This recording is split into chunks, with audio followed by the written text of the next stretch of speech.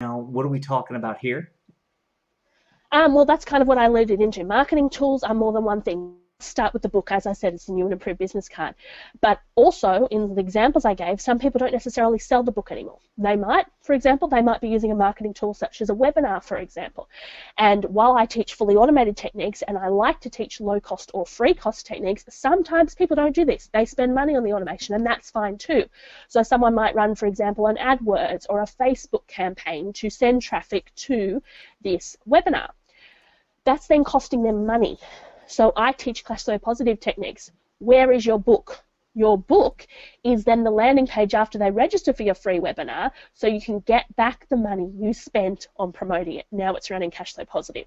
So that's a good spot for it. But I've just recommended the techniques there. The book, wherever it fits, is number one. You must leverage the content of your book. Really, really simple. Our book has chapters. However many chapters in your book, if you want to make an online course, that's how many modules are in your membership program. Look within those chapters. Do you have subheadings or key topics you're covered? Now you know how many videos are in that week's training, for example. It's really that simple to leverage one thing into the other. Now you've got an online course. Do you want a webinar? I recommend yes. Now that could be evergreen, that's fully automated. You could choose to do them live because you want that interaction with your customer and just do them every so often. Entirely up to you. You could have a range of topics, as you could have a range of different books. But these are the three best tools. The webinar itself is not that different again, because once you've got the membership program, you need to actually market that membership program. And things I spoke to you about before, like for example, what I referred to as the sideways sales letter, where they get a different video each day for the week. Maybe on Monday, for example, they get a theory-based video. Maybe on Wednesday, they get a sales video which teaches them the practical, lets them apply what you've shared with them straight away. Maybe on Friday, for example, they get your most frequently asked questions. When it comes to the webinar, you can then translate that content again. The webinar, you're going to start, after your introduction and checking the right people are in the right space, you're going to start with the theory to tell them what they don't yet know. Then you're going to go into practical examples so they can see you know your stuff, and you're going to end by answering their questions, whether it be an open question time or a sale at the end where they can work with you more closely to get their questions answered. Every one of these techniques flows so perfectly into the other. It all really starts with leveraging the content of that book. Yeah, and you bring up a great point though about the chapters of the book and creating a course out of it, because so many times people look at it and say, well, I only have a book and I only have this much to say, and they don't No realize such that. thing as only. Yeah. What's that? No such thing as only. A book is very, very powerful. Yeah, exactly. Even the smallest books can be very, very powerful. Even if the book is 9 or 10 chapters, and even if the chapters for you feel thin, because and I say that because if you look at it, we grew up thinking books needed to be War and Peace, thinking they needed to be 100,000 words.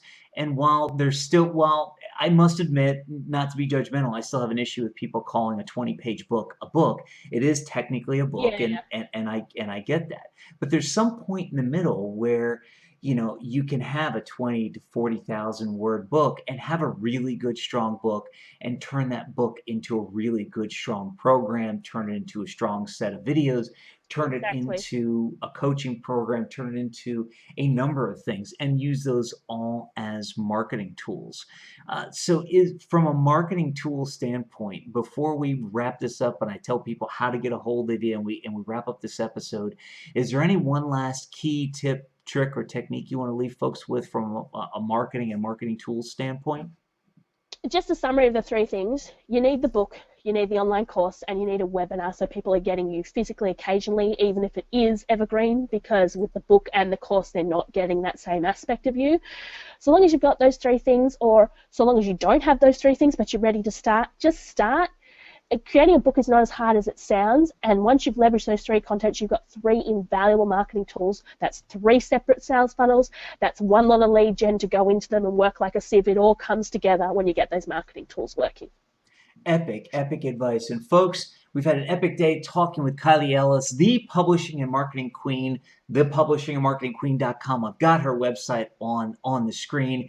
If you don't know where to start, if you haven't started your book yet, if you're afraid to start a book, if you're afraid to start all this other stuff, go out to thepublishingandmarketingqueen.com. Sign up for her free webinar where she'll give you tips and tricks about all of this stuff and start getting you down the right path. Because as she said, you've got to get started, even if you're afraid. Look, I was afraid to be on video. I mean, I've been on video all my life, but when I took my break, I was afraid to get back on video. Now I'm happy I did. Started the television network, the whole 9 yards. Fear is out there, fear is real, but that's okay. You can overcome it. All you need is a little bit of help, a little bit of push, or maybe a kick in the pants like Kylee can give you. So, Kylee, it's been epic having you on the show today. People, everybody, I want you to go to thepublishingandmarketingqueen.com. It's on the website. Kylee, before I wrap this up and tell everybody to have an epic day, is there any one last quick thing you want to leave our audience with today? In the words of Nike, just do it. Just do it. I love it. Just do it. So, folks, just do it. Head over to thepublishingandmarketingqueen.com.